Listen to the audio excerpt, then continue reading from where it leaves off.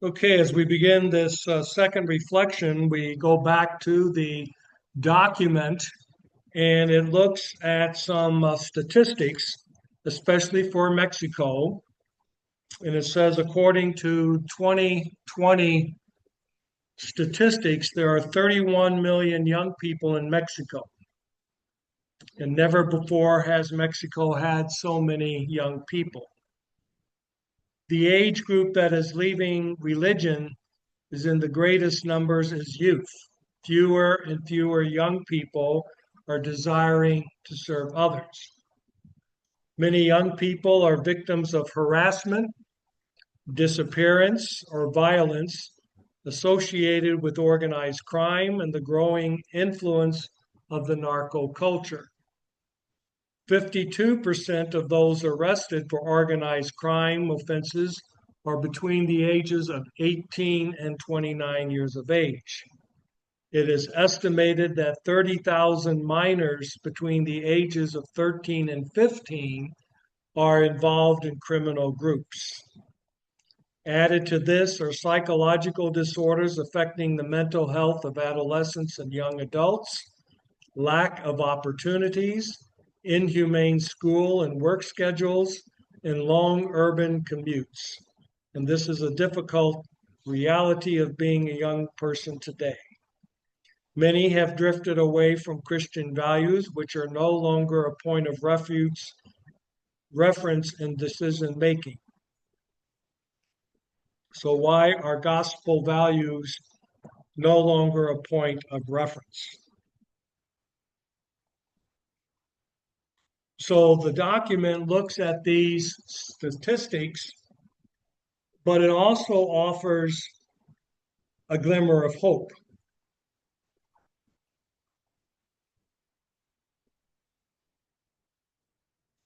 It provides some outlook on how things are in the Church of Mexico and in our church that are very encouraging for the episcopate. So first of all, the church there has a pastoral pathway for adolescents and youth is being developed. So they're looking at how can they relate to young people. The Episcopal Commission for Vocations is promoting vocational culture throughout the country. So it's not looking at specifically one congregation or one diocese or one particular area. It's asking all of us in the church to look at promoting throughout the country. It says every diocese has pastoral agents actively promoting vocational culture.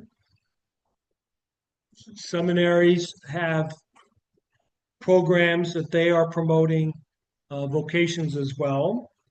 We have our own pastoral plan for vocations. Um, Father Carlos is having a number of come and see weekends scheduled, I think, for this month. People come and look and see what's going on in our lives. We can invite people for our come and see. We can do things ourselves. So these are the things that we can reflect upon.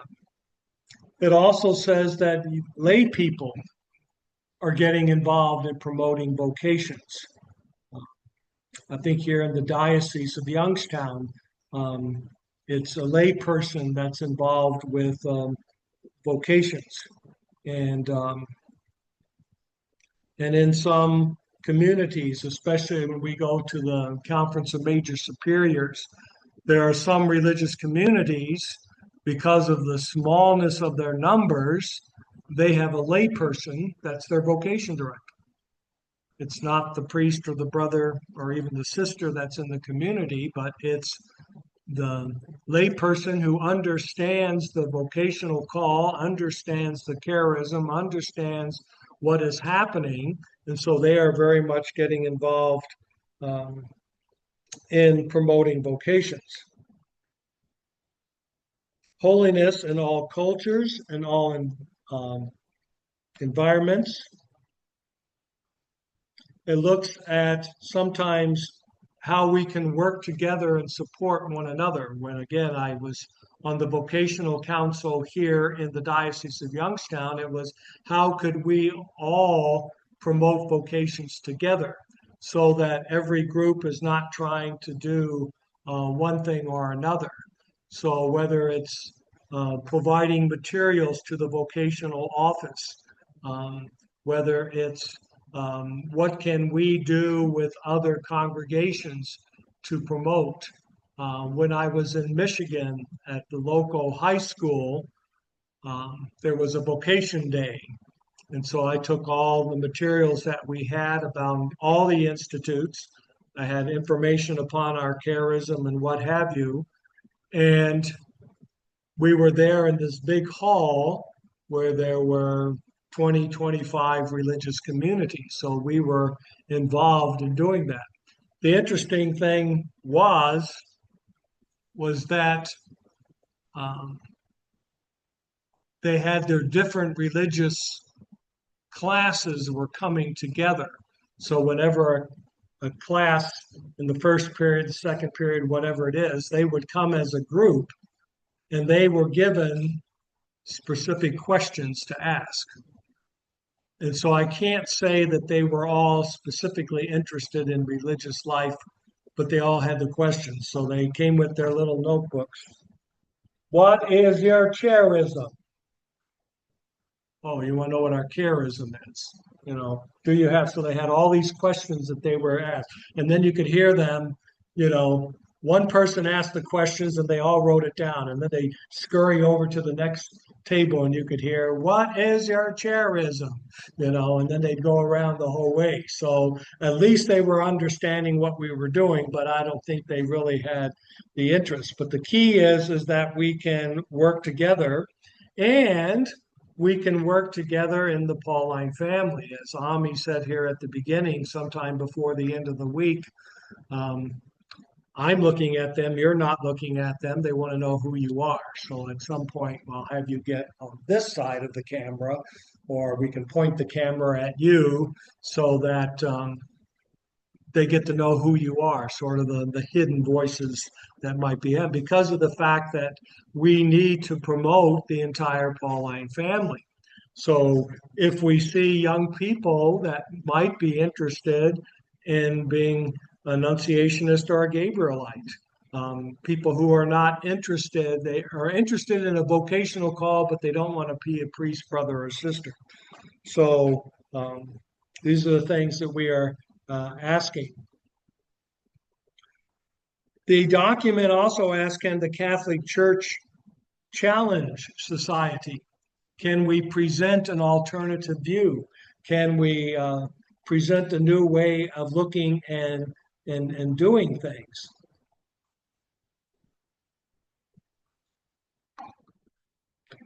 Ideas may come slowly on how we can promote vocations. Perhaps there's a lack of economic resources to put towards what we need to do. We have to look at, do we have a vocational spirituality? Are we looking at promoting to others the importance of our aspect? And one of the questions they ask is, are we promoting what they call protagonist among young people, or have we reduced them only to passive recipients? They're just there to receive information, or do we make them a part of our congregation? We may look at some causes and formation, again from the document, saying there might be deficiencies in our formation for accompanying adolescents and young people. We remember back in the day, Brother Dismas and Brother Ed were considered belated vocations. And they were what, 27, 28? Now the guys coming, or the youngest might be 27 or 28, or in their 30s, interested in our congregation. So have we lost the promotion of those in the younger years? Sometimes our emphasis is on intellectual formation. What kind of training are we getting in the apostolate, in theology, in philosophy, in religious formation or religious studies, rather than community, service, spirituality, prayer?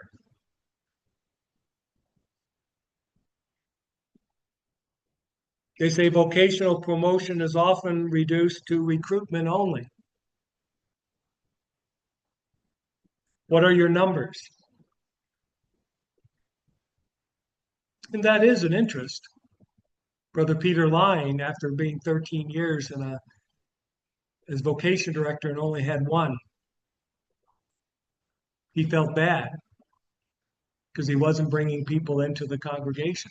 So we go by the numbers. Are we bringing people in rather than if we're promoting holiness, promoting a vocation, out of that will come the numbers.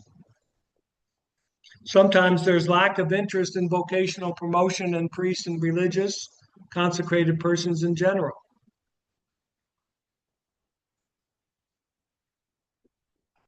We let the quote professionals or let only our vocational director or our pastoral team take care of doing that, and we don't do it ourselves.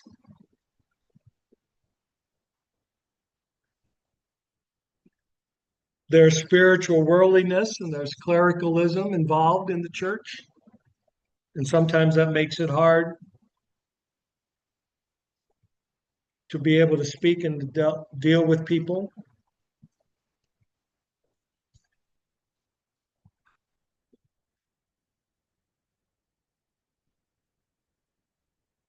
So the question for ourselves is how do we bring young people into our congregation?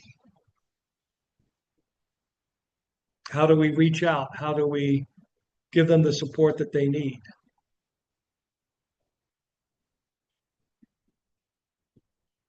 In the document from Mexico, it refers to the first letter of Peter, chapter 3, verse 15,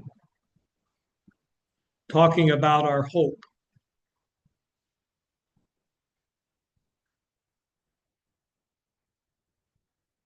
In your hearts, reverence Christ as Lord. Always be prepared to make a defense to anyone who calls you to account for the hope that is in you, yet do it with gentleness and reverence. In other words, have that sense of hope, not to give up, to promote.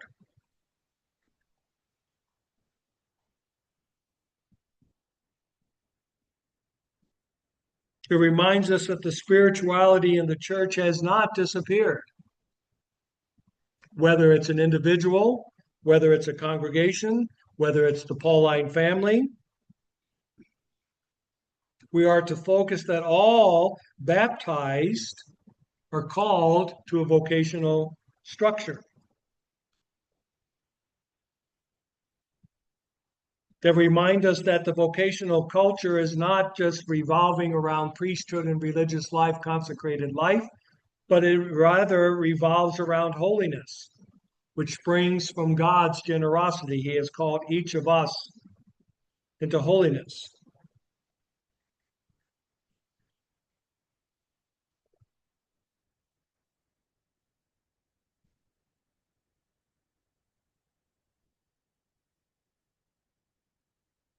I remember one time somebody said that the church has always had a vocational crisis. 12 apostles was not enough. It was enough in that immediate area, but it needed to spread out to others. So perhaps the document says we need to look at new avenues, new ways, because we are to cast the nets, but maybe cast the nets not always in the same place.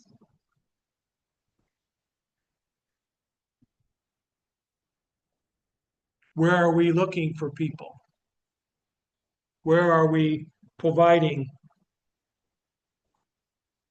a new place? He says, they say, let us invite all God's children to venture into the deep. Let's place everything in God's hands. And it's our duty to share with married couples the universal call to holiness because vocations arise within Christian families. So we need a new proposal of holiness. We need a sense of spirituality and mystery in our lives. So the challenge is we make our communities a sense of community, welcoming people that come and visit with us.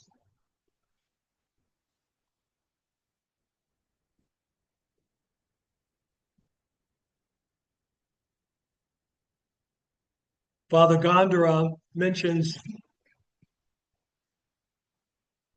the community of Damascus and the community of Antioch when we reflect upon St. Paul.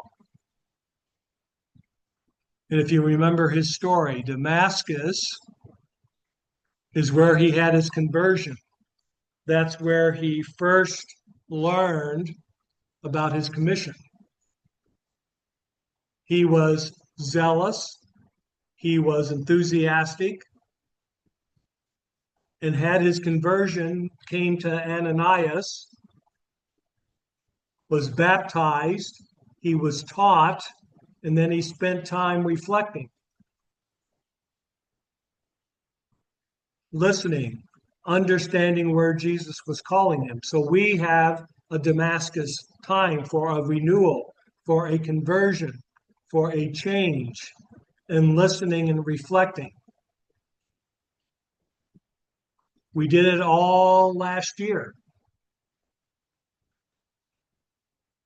Every month we prayed for vocations. Every month we prayed for a different community and the apostolate and the members that were there. We were learning more and more about who we are. And then we moved to an Antioch. Who was in Antioch? Barnabas and Paul. They were called Christians for the first time because now they were meeting those who had actually been taught by others. And now they were doing that expanding. And they said, let's set people out that we're going to go out and proclaim the message. So they set aside Barnabas and Paul. They set aside others to go out and proclaim that message.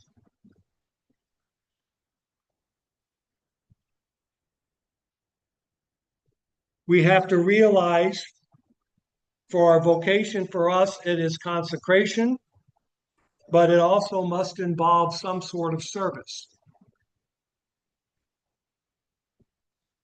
Service is helping one another. Service is reaching out. Service is providing a commitment to the world, to the church, to our Pauline family.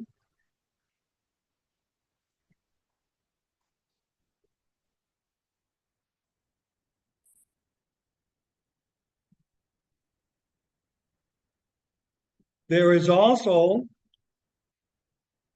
a reflection on the life of St. Augustine. And we are asked maybe to write our own confessions.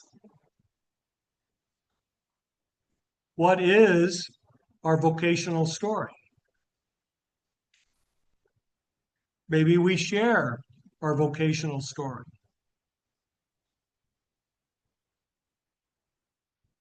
Several years ago, I was giving a parish mission talking about the Eucharist set up by one of our Holy Family members. I was in South Carolina. And I was just going to preach at all the Sunday masses and then give a talk several nights. When the pastor said, "Oh, I want you to talk to all of the people in our religious education program in between masses." Now, what this pastor had done was that he had gotten rid of his entire religious education teaching staff. He said it's up to the parents to teach the children. Because he says what was happening was parents were dropping off their kids for the religious program on Sunday. They'd go home, come back in an hour and a half and pick them up. Didn't go to church, didn't go to the sacraments, weren't involved in what their parents or kids were learning. So he had it so that one Sunday a month, between two of the masses on Sunday, he had everybody there. And so the director of religious education gave to the parents what they needed to teach their children in that particular class. And so therefore, they were understanding more and more about what their faith was. Every Sunday, as they came into church, there was a bin or a place. That's where they dropped their collection. Because the collection that they did was for the children. Because children had weekly assignments for their religious education. And so when the time came for offertory, the children would come up and put their assignments in a basket.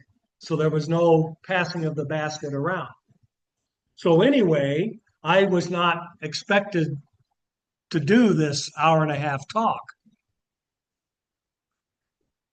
But the pastor said, okay. So what did I do? I started talking about my vocational call, what I did when I was a young boy, how I was served at Mass, what my family did spiritually, and talked about how I answered the call to priesthood and to the religious life. So maybe as we're writing our life of St. Augustine, we write our own biography. Be aware of our own vocational story. And I like this that I wrote down, and I guess it was from Father Gandara. He says, we may have lots of clarity for us, or we may have lots of garbage. What has brought us in, what takes us away. God calls us to accomplish something significant in our lives. Every vocation has a dramatic side that we said yes to the Lord.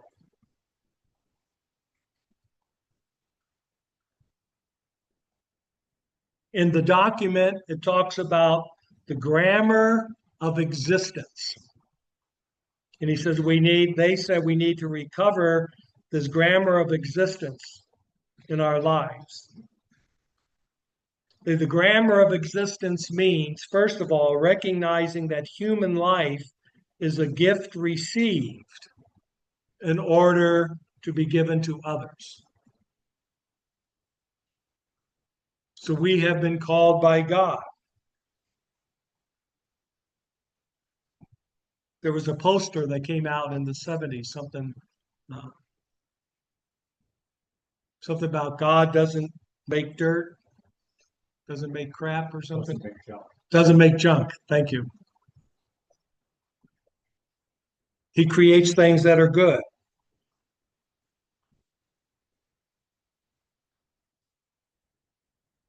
One of Brother Dominic's favorite scriptures on Holy Saturday, creation. On the first day, God saw that it was good, the first day, and goes through all the things that are going on. The second thing is we are to promote an encounter with the mystery that inspires gratitude for being loved by God and enables us to love Him in return. that mystical experience.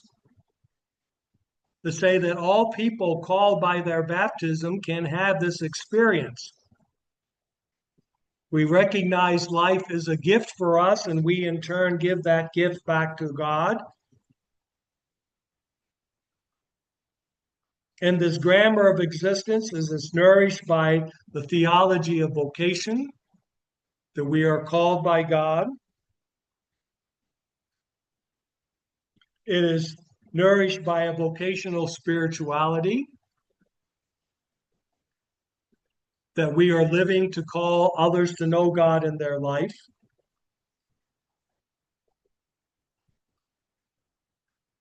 And a vocational pedagogy, living that witness. Therefore, we have a thirst for mystery. Where does that love for others come from? We are gifts to each other. And do I believe that others are the image of God?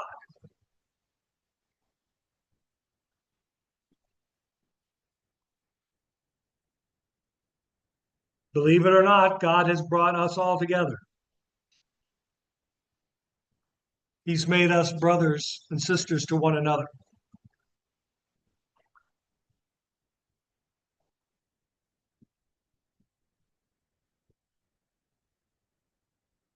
Perhaps we wouldn't have chosen each other ourselves, but God has chosen to put us together. We can realize this grammar of existence when we are open to life and give meaning to both living and dying.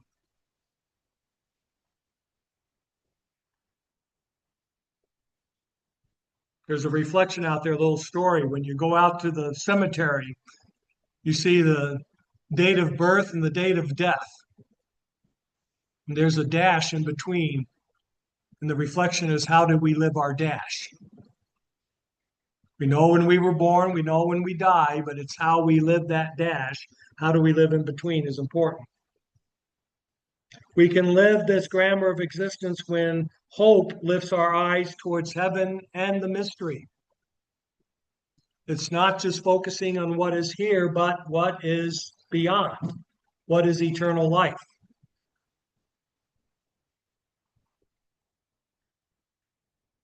When we place vocational culture within the conscience of God's people, get everybody to pray for vocations.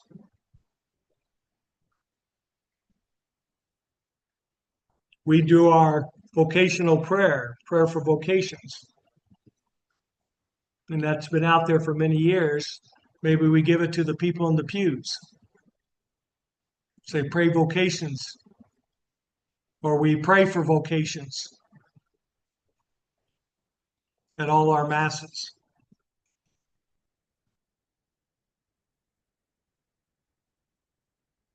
And if we fail to cultivate a vocational culture among God's people, we must honestly ask, what vocations can we expect to find in a Christian society that has forgotten its own vocation?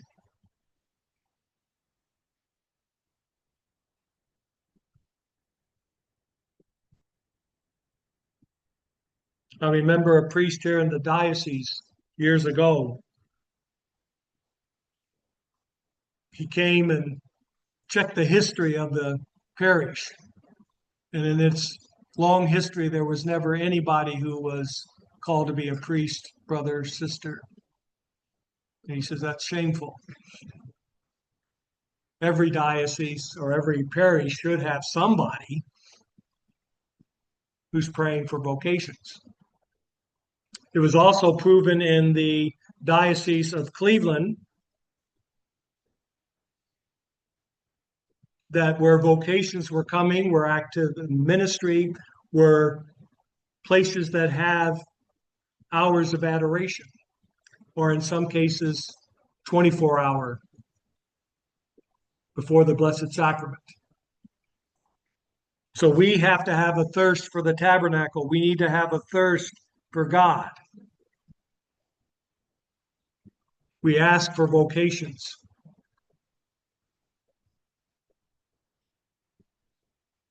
When Father Gondara was speaking about these aspects, I thought of what's known as the Seven Sisters organization. And it was started by a laywoman in Michigan many years ago. And she decided to pray for her pastor. So she got six other women, which made the seven. And they, each day, one of the women would pray for that priest every day. I was told by a group of ladies here, or one lady who came and said, I have seven women praying for me every day. And I can let her know if I need something to be prayerful for. So I will contact her. She will contact the other six. And she says, do you want to know who they are? And I said, no. But I'm thinking here are seven sisters or seven women, and there's an organization, you can go and get the materials, that are praying for priests. So we need to pray for one another.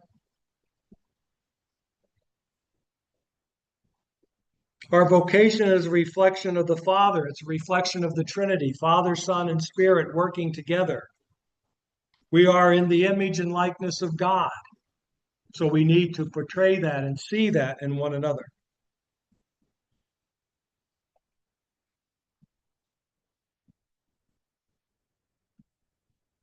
And if we are going to call to life in order to reflect the Trinity, we have to ask, why am I in this?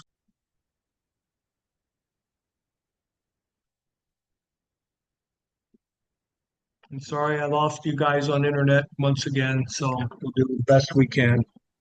Oh, the last I heard was that our vocation is a reflection of the Trinity, Father, Son, and Holy Spirit working together. Okay, thank you.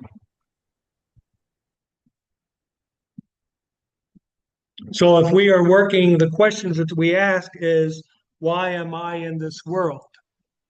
Why am I alive?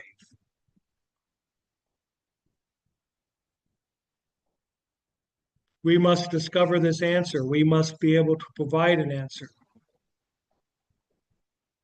Every vocation is a particular reflection of God's identity.